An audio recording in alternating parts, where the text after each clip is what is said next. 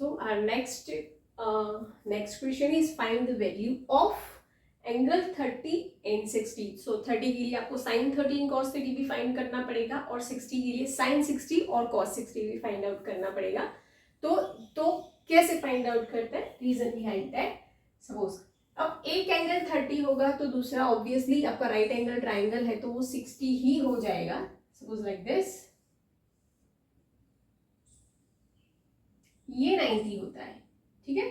So may be एक angle 60 होगा, एक एंगल 30 होगा. ओके. सो आपको एंगल्स तो पता है दोनों के, बट आपको कोई भी साइड की लेंथ नहीं पता. इसमें अगर साइड की लेंथ नहीं है तो because of trigonometry relation between angle and the ratio of side है, तो साइड तो पहले होनी चाहिए. तो साइड कैसे फाइंड आउट करते हैं देखिए.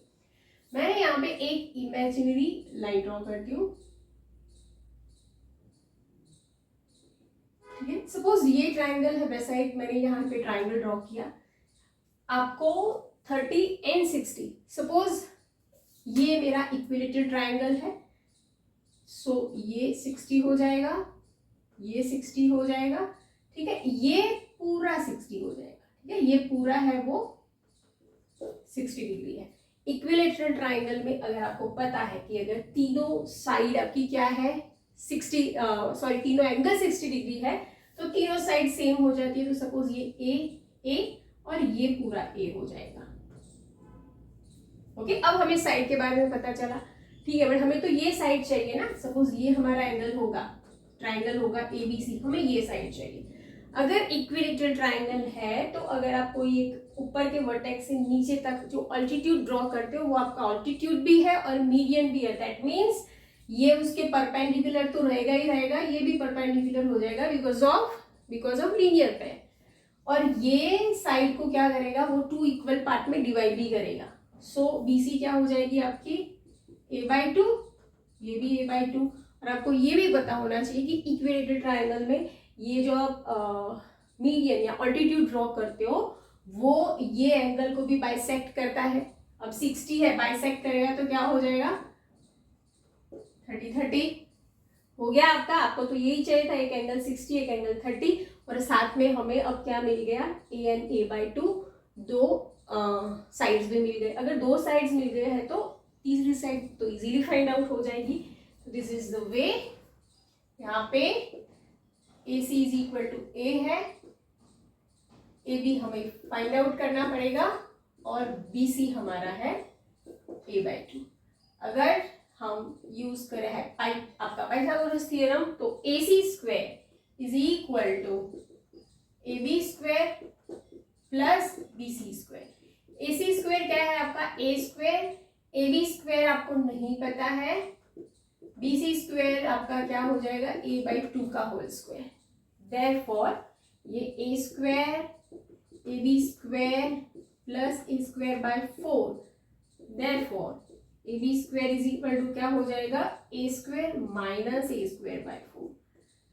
Therefore 4A square minus A square by 4. Answer should be 3A square by 4. Therefore AB square is equal to 3/4A square है.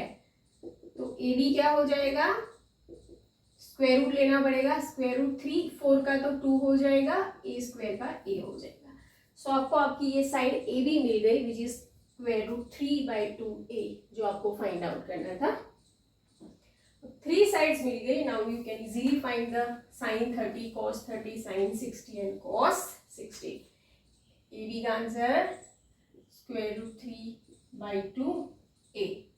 ठीक है. तो अपन लिखते हैं AC is equal to C.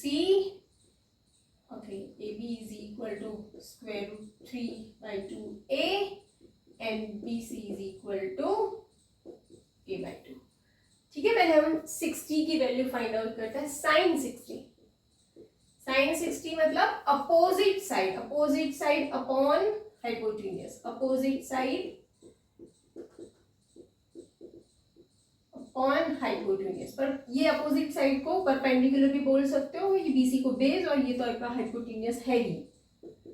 Hypotenuse आपकी अपोजिट साइड कौन है? अगर ये 60 है तो AB ए बी अपॉन ए सी, ठीक है। ए बी क्या है आपका ए बी क्या है आपका स्क्वायर रूट 3/2 ए, और ए सी क्या है आपका A cancel out, so square root 3/2 sign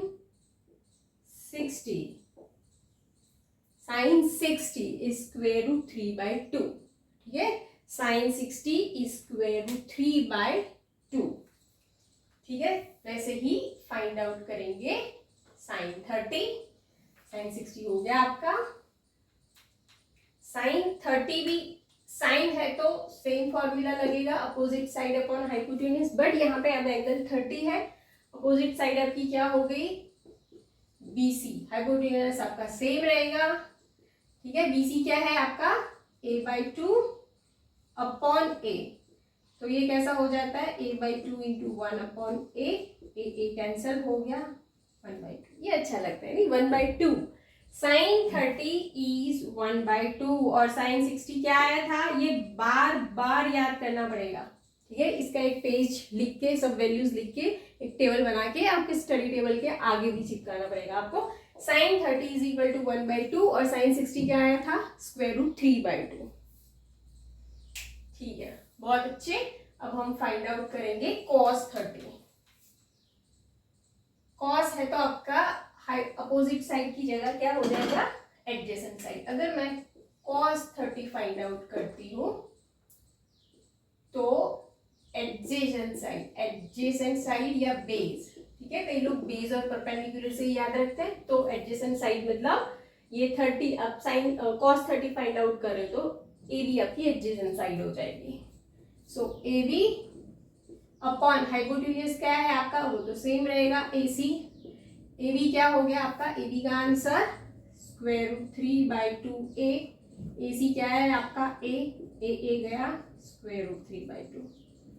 cos 30 का आंसर क्या आया स्क्वायर रूट 3/2 जो साइन 60 का था, ठीक है। अब ये आपके लिए थोड़ा इजी या कंफ्यूजिंग हो जाएगा, बट जैसे जैसे करते जाओगे वैसे आपको याद रह जाएगा।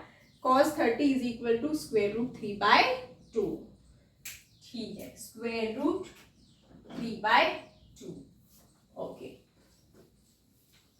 अब हमें फाइंड आउट करना है cos 60 डिग्री।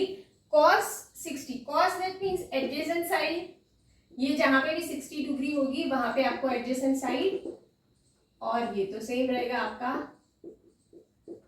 हाइपोटेन्यूज, ठीक है। अगर साइन हम क्या फाइंड कर रहे हैं cos 60, तो एडजेसेंट साइड आपकी क्या हो गई BC अपॉन AC, क्या हो गया a/2 अपॉन a, तो इसका आंसर आ जाएगा 1/2। cos 60 क्या हो गया आपका 1/2। साइन 30 का आंसर 1/2 था, cos 60 का भी वही आंसर है, ठीक है। जैसे आपका साइन 30 एंड cos 60 सेम है, वैसे cos 30 एंड साइन 60 सेम था, ये लिखेंगे, है ना, तो बहुत कंफ्यूजन देगा शायद, ठीक है। Sine and cos 30 and 60,